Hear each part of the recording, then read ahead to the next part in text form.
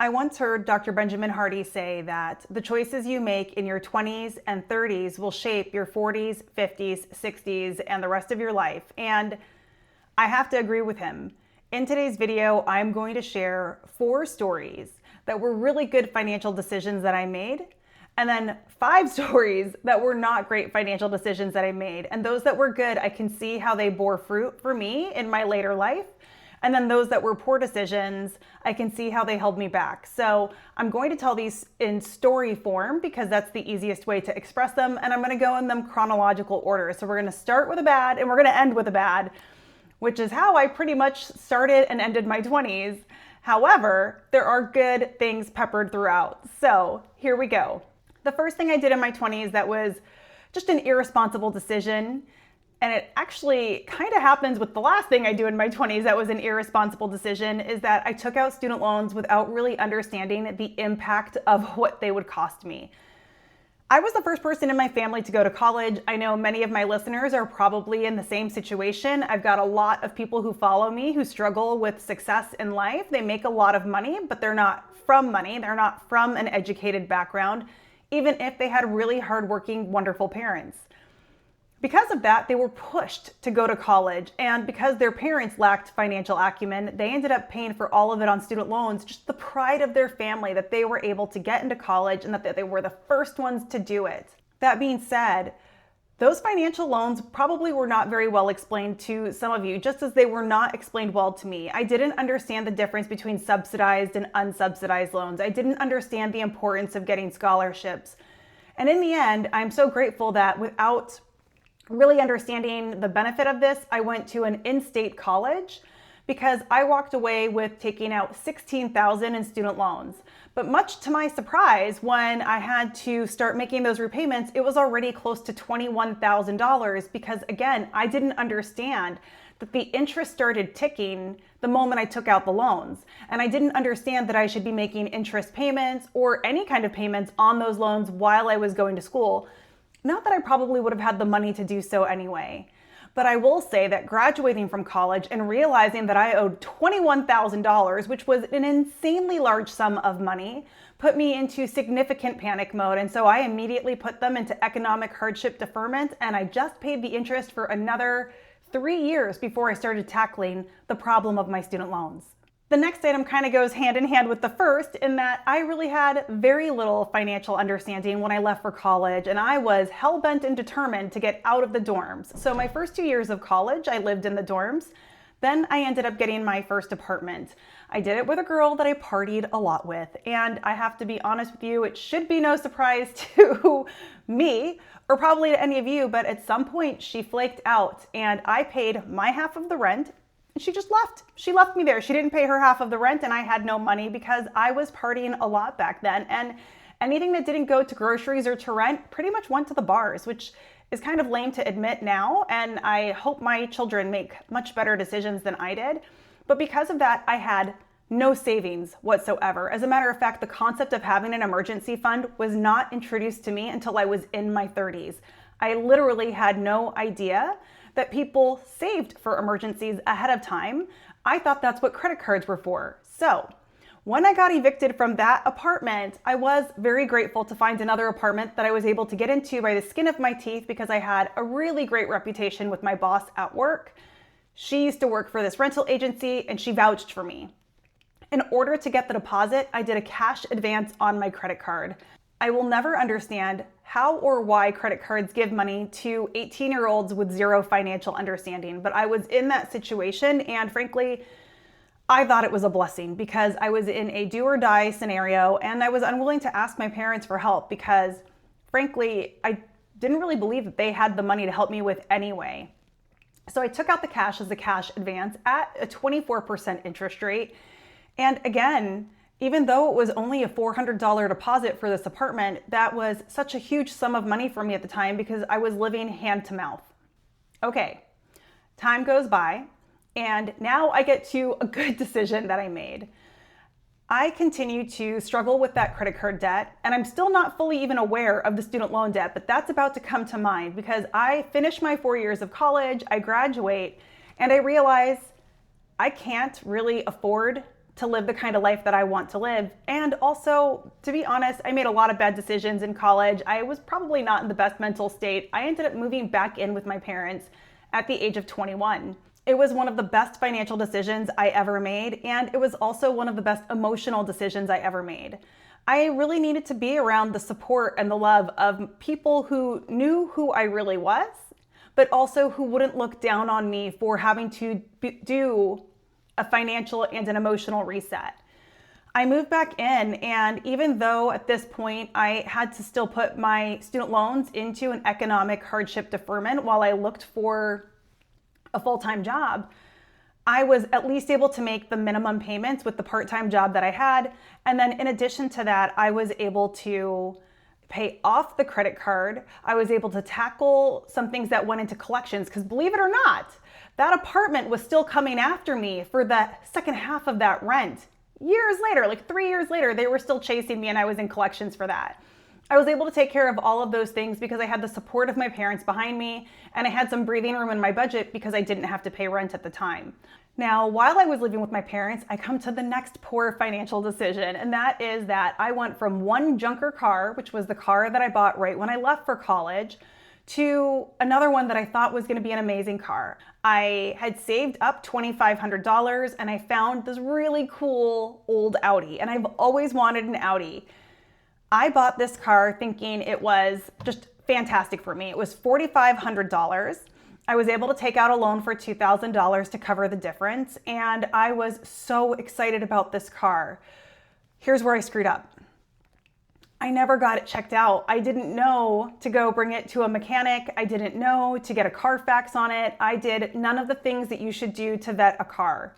I had no clue, but I did know that it was an Audi, that it had a sunroof, that it looked really cool, and that I was able to get a new speaker system in it. So I went ahead and made that purchase, which ended up being one of the banes of my existence for the next 2.5 years. Everything fell apart on it. Essentially what ended up happening was I finally found a mechanic for foreign cars. So all of the mechanics in Billings, Montana at that time were really, American-made cars and maybe Hondas. I found somebody who specialized in Audis, and this guy was so mad because he had actually worked on that car before. He was the one who told the owner, "You're gonna have to scrap this car because you've been putting 87 octane gas in this car, but it requires 91 octane gas." So the guy who owned it before me, who sold it to me, destroyed the engine without my knowing by using cheap gas instead of the expensive gas that it needed. Incidentally, this is how I learned you should always read your car's owner manual to find out what octane gas that the car uses. I've not made that mistake again in my life, having to essentially have the engine rebuilt. That's what I ended up choosing to do because I was still attached to the car. So rather than just cutting my losses and saying it's a sunk loss and I'm gonna ditch this car like the other guy should have done instead of selling it to a dumb 21-year-old, I decided to have the engine rebuilt for $4,500. I am now at this point $9,000 into a car that's probably essentially not worth anything. I look back on that with some serious regret, you guys. That was some irresponsible decision making. And truth be told, even if my parents had given me financial advice, which they didn't because they didn't really have any financial acumen either, I probably wouldn't have listened to them because I was emotionally attached to that car. But I will tell you, that emotion very soon afterwards turned into resentment and annoyance and possibly hatred. Toward the end, I really hated that car. Now, at the ripe old age of 24, with that dastardly car still in my ownership, a good thing happened, and that is that I met the man who would become my husband. I put this in the category of good financial decisions because, in all honesty, the person that you end up dating and marrying is somebody who's going to have a significant impact on your finances. He was very conscientious of how he spent his money, and that rubbed off on me because for a long time, definitely at that season, whenever I was alone, I didn't really like being alone. So what I would do is I would go to stores and browse and I would shop. I spent so much time at Ross and Burlington Coat Factory and Marshall's just buying things because I was bored and I had nothing better to do and I didn't want to be alone while other people were at work. He taught me a couple things. One, that these things it's like just buy fewer things and like the things that you buy. Now, we grew that motto in our household over the years. So you've heard me say buy less, buy better. We really owned that in our 30s. He helped me to really understand that there are a lot more things that you can do besides spending your money. And we would go for car drives together. We would go hiking together. He encouraged me to get out and to be physically fit. He encouraged me to get into hobbies. He encouraged me to lean into my education and to pursue things that didn't require me spending money. In addition to that, he takes me into the next really great decision that I made in my 20s. And it was through his encouragement that I started contributing to my 401k. At this point, I had zero idea of what a 401k even was. And he didn't even totally understand what it was, but he knew that you could get free money, that there was some kind of matching involved. And he was like, why would you say no to free money?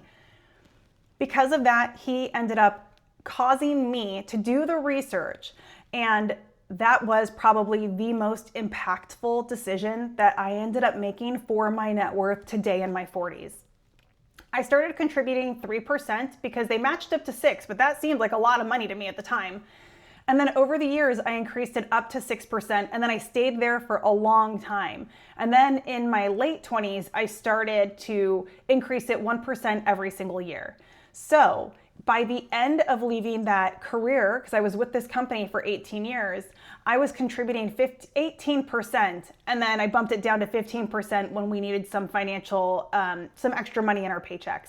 One of the most important things to think of when you're investing is to start early. The earlier you can start, the better it is for you. No matter what you're investing in, it will grow in value. As long as it's an appreciating asset, or as long as it's in the market, some kind of a mutual fund, over a long enough period of time, it will grow in value.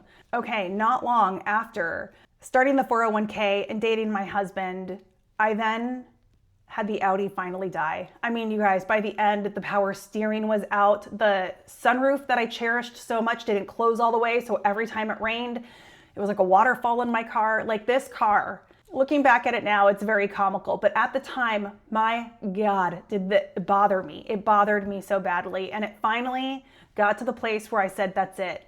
After putting almost $9,000 into it, maybe actually a little bit over, and after 3 years of ownership, I was happy to say it was finally done. I sold it for $500, and that was because that's how much the stereo I put into it was. Because back then, I don't know if you guys remember, but getting your own Pioneer stereo with the detachable face and the 10s in the back was a really big deal. So when I sold it, I essentially sold it to somebody. I was like, listen, give me at least as much as what I paid for the stereo.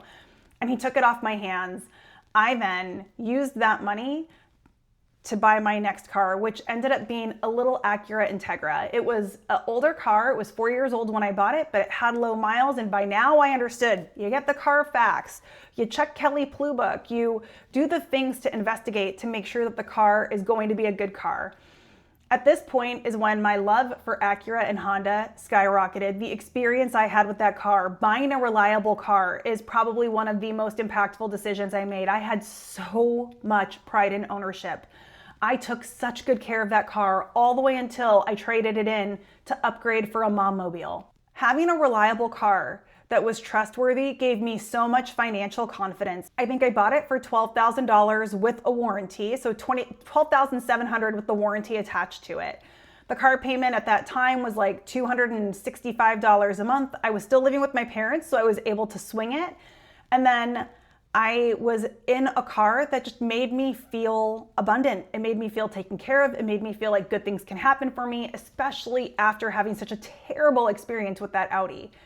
I know that this is counter to a lot of advice that financial experts give, and I did pay the car off early. I took a 5-year loan on it and I paid it off early because I was still grappling with student loan debt. I mean, the debt saga of my life didn't really get resolved until my mid-30s. But having that reliable car and knowing that it would get me to work and that the power steering wouldn't go out and that I could trust it was so rewarding. And it began to really shift how I saw myself. And I began to see myself as somebody who could have nice things, like really nice things, and who could afford to have a successful life. And by the time I was 26, I realized I'm a big girl. I gotta do big girl things. So I decided to buy a house. And at this point, my boyfriend has decided to move in with me, and we've decided together we're going to buy a house. We used to jokingly say that we didn't need to get married because we had the other M word, the 30-year mortgage. But we didn't just pick any old mortgage. We picked like the worst ones possible. We were in a 30-year interest-only loan at 6.5%. And then we had, in addition to that, to be the deposit, because we had no money to put down on the house, we ended up taking out a second mortgage straight away, which I don't even think this is legal to do anymore. I think this is the type of behavior that led to the recession. It was a subprime loan, meaning that we paid 8.5% for a 5-year ARM that had a balloon payment at the end. My plan was, we'll buy this house and we'll just refinance in 4 years, because everybody knows that real estate never loses value, but it did. And boy, did it ever. That was one of the scariest economic seasons of our life, because we really thought we might lose our house. We often tell people, though, that it was a blessing in disguise, because it was during that window of time that we learned to budget. So we've been winging it with money up until this point. But at 27, when the recession started and our house went from being worth $180,000 to $140,000 in the matter of like 17 months, we realized there's no refinancing this. We are going to have to pay this balloon payment off, or we are going to lose the house. And we buckled down. We made, not on the whole, all the loans, but we made double, triple payments on that 20% on the 5-year ARM so that we could get it paid off ahead of the balloon payment. And we did. By the skin of our teeth, we got it paid off before the balloon payment was due. We could only do that because we learned how to budget. We stopped eating out so much. We stopped buying lunches. I started packing lunches. I learned how to become more financially responsible. At the same time that we're doing all of this, I'm learning some financial responsibility. I made the final oof of my 20s. I decided to get my MBA, which I convinced myself was an amazing decision because it was only going to help my career, and I was going to make by the end of it over 6 figures, and this was going to be wonderful. However, I chose the most expensive school in the area because I had a lot of pride and I had something to prove. I wanted people to see me as accomplished. So I went to the school that was the best rated within the Twin Cities. It was Carlson School of Management. And I did the nights and weekends program. And it still cost me, over the period of 4 years that it took me to complete this 2-year program, it cost me another $65,000 in student loan debt. I still haven't paid off my undergraduate loans. At the time that I graduated, I still owed about $20,000 on my undergraduate, because you have to remember I was making only interest-only payments up until that point. So then after I graduated with that degree, I had a degree, and it was really, I felt great getting it. I mean, I felt so special, except for the fact that I owed $85,000 in student loan debt. And while at that point we had paid off all our other debt, we had paid off the cars and the credit cards and gotten things in order, really what we ended up doing in a lot of ways is I took tuition reimbursement that should have been applied to the degree. I took that tuition reimbursement money and I put it on the other debts. So in a lot of ways, what I did is I traded out student loan debt for credit card debt and student loan debt for car payments. And we ended up with, a 600, I was able to consolidate it into a 30-year loan, which I know now is not the best decision, but that's what I did at the time. And it was $625 a month. $625 a month for 30 years. That's what I had set myself up for. I literally finished my 20s by ushering in an extra $65,000 in student loan debt. I wish I had understood the concept of debt freedom and that people do things without debt much earlier. But again, I didn't figure that out until I was 35. And I have a video about that too, where the biggest paradigm shift I had was finding Dave Ramsey and understanding that there are people who live without debt and have emergency funds. I hope you guys really enjoyed this content today. Please give it a like. Also, YouTube's going to recommend a video for you. You should check it out. YouTube thinks you're going to like it. Thank you guys. Have a great day.